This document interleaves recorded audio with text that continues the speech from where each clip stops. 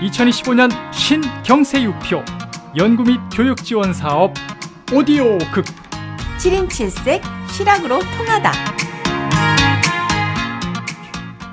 5번째, 대문호 연암 박지원.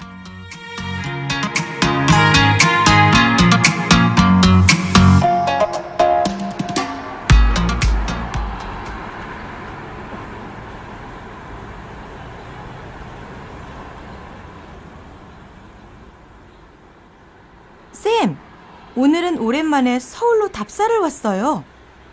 네, 서울 탑골공원입니다. 그런데 왜 이곳으로 답사지를 정했는지 아세요? 쌤, 설마 저 탑을 연암 박지원 님이? 아니에요, 미람님. 원각사지 10층 석탑은 1467년 세조의 왕명으로 원각사가 지어질 때 함께 만들어진 석탑이에요. 쌤, 아니 그럼 왜... 실은 박지원의 유적지로 얼른 떠오르는 곳이 없어요. 연암 박지원은 서울 사람이라 할 수 있는데 서울의 변천에 따라 새로운 건조물로 덮여버려서 그렇다고 할 수 있죠. 그래도 탑골공원 주변의 여러 곳이 연암 박지원이 다녔던 곳이죠.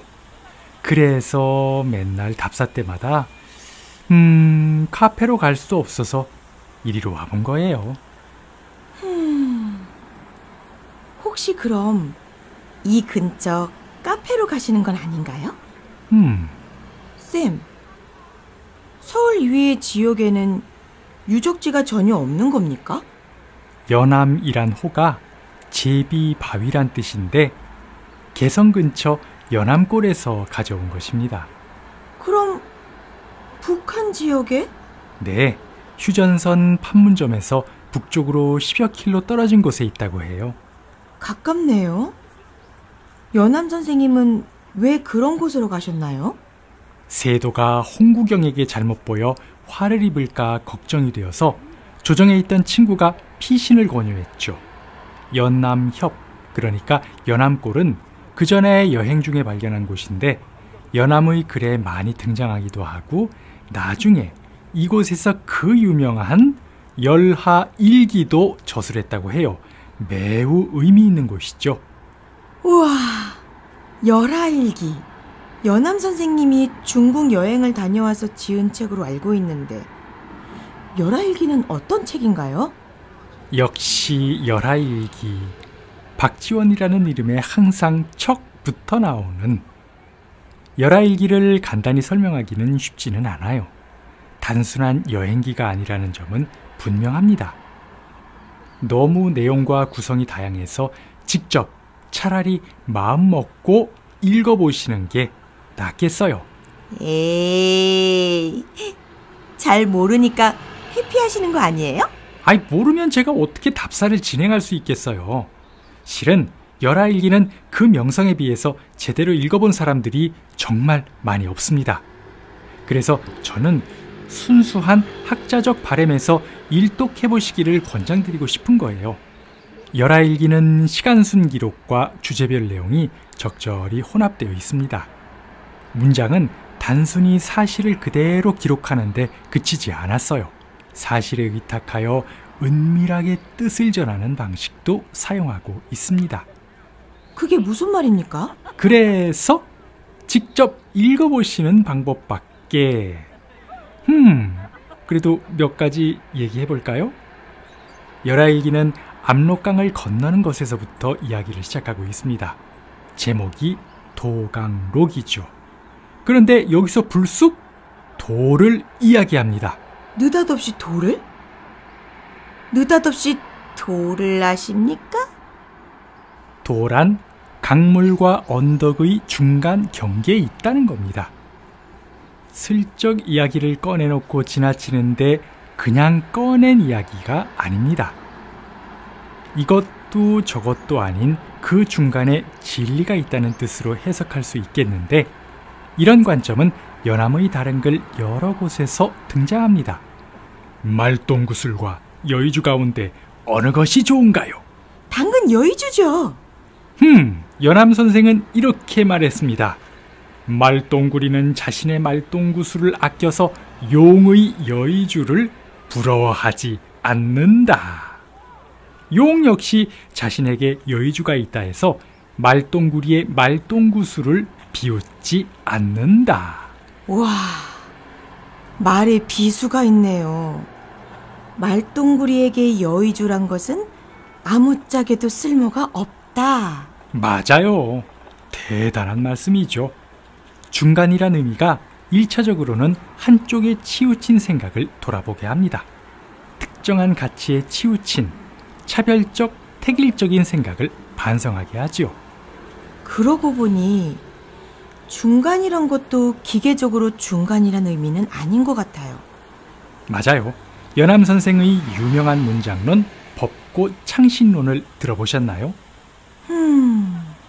옹고지시는 많이 들었어도 법고 창신은 좀 생소합니다. 법고란 옛것을 본받다, 옛것을 배운다 하는 뜻이고 창신이란 새것을 만든다는 뜻이죠. 그런데 연암 선생이 살았던 당시에는 늘 옛글의 문구만 그대로 갖다 쓰는 경향이 있었어요. 그렇게 옛글의 흉내만 내는 문장은 좋은 문장이 아니라고 본 연암 선생은 이것이 법고의 문제라고 한 거죠. 이와 반대로 창신을 하겠다면서 늘 전에 못 본 기괴한 것만 지어내느라 애쓰는데 이런 것은 잠시 눈길을 끌다 생명이 끝나버립니다. 아, 그 중간을 찾아야겠네요. 그래서 옛것을 배워서 지금의 상황에 맞게 변화시킬 줄 알고 새 것을 만들면서 뭔가 법도에 맞아야 훌륭한 문장이 된다고 했어요. 찾아라 중간을. 법고 창신을 설명하면서 연암이 든 예를 보면 뭔가 느낌을 받을 수 있을지 모르겠네요. 예컨대 선례가 있었습니다.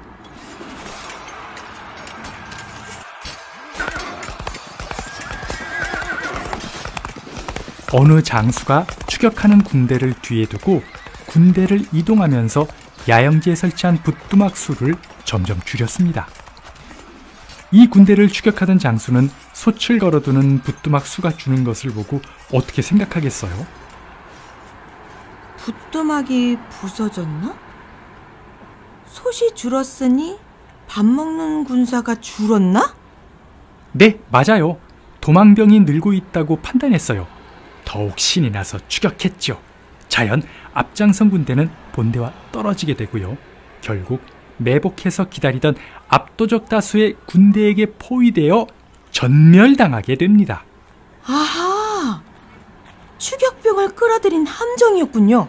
후대에 도망치는 신세에 처한 어느 군대의 장수가 이 선례를 생각해냅니다.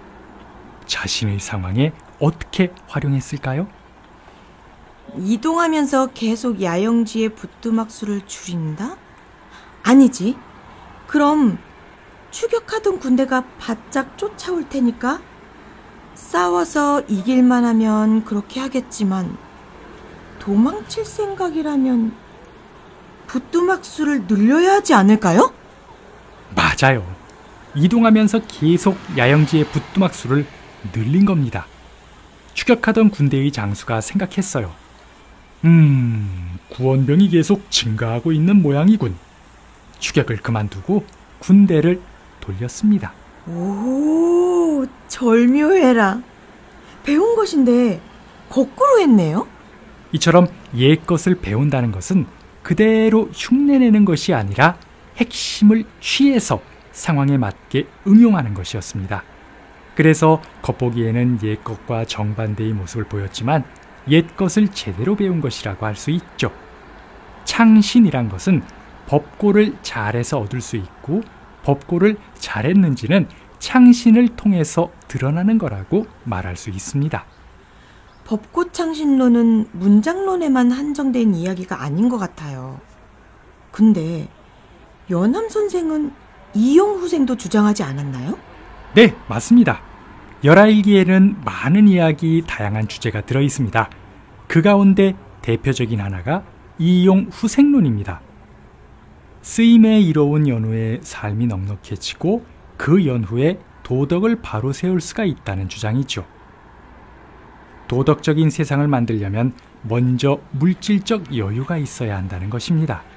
저도 물질적 여유가 있어야 한다는 말엔 100번 동의하는데, 그래도 요즘 세상이 그때보다 너무 더 물질에 치우친 거 아닌가요? 그런데 조금 달라요. 연암 선생이 살았던 당시에는 오로지 도덕을 강조하면서 백성들이 물질적으로는 크게 낙후되었었어요. 연암 선생이 물질을 강조했던 것은 사실 균형을 찾으려는 노력으로도 볼 수 있습니다. 오늘날에는 또 오늘에 맞는 균형을 찾아야겠죠? 그동안 이것이냐 저것이냐 답을 찾느라 애썼던 것 같은데, 연암 선생님 말씀을 들으니 이것도 저것도 답이 아니라는 거죠? 그 중간이라는데, 그렇다고 답이 딱 정해져 있지 않아서 답답하네요. 세상사가 명쾌한 답으로만 이루어졌다. 그게 과연 좋은 세상일까요? 제가 그냥 한 얘기였고요. 연암 선생님의 말씀은 여러 번 곱씹어봐야 맛을 제대로 알 것 같아요. 네, 저도 동감입니다. 쌤! 네. 박지원 선생님에 대한 생생한 유적을 보며 제대로 된 답사를 하기 위해 연암골에 가고 싶어요. 그러게요. 휴전선이 꽉 막고 있어서 그게 과연 언제쯤일까요? 저도 그런 날이 오기를 고대합니다.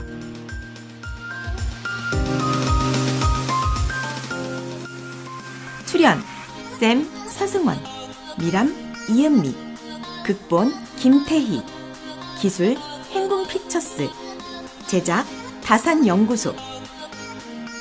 이 영상은 2025년 신경세유표 연구 및 교육 지원 사업으로 만들었습니다. 감사합니다.